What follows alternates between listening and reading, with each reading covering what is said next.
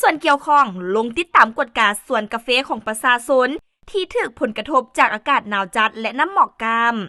หนังสือพิมพ์จำปาไมรายงานว่าวันที่13มังกร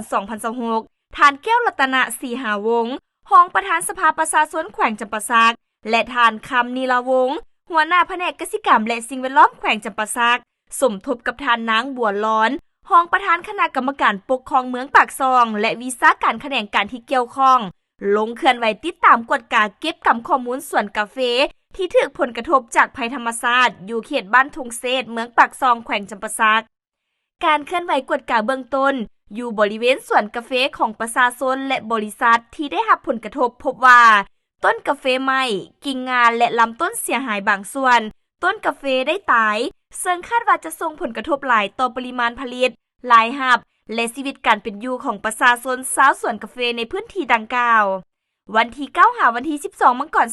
2026อยู่เขตเมืองปากซองเกิดมีอากาศหนาวจัดและกลายเป็นน้ำหมอกกามส่งผลกระทบต่อเขตการผลิตกสิกรรมโดยเฉพาะสวนต้นกาแฟในขอบเขตบ้านทงเซตเมืองปากซองแขวงจำปาสักจนได้รับความเสียหายเป็นวงกว้างขวาง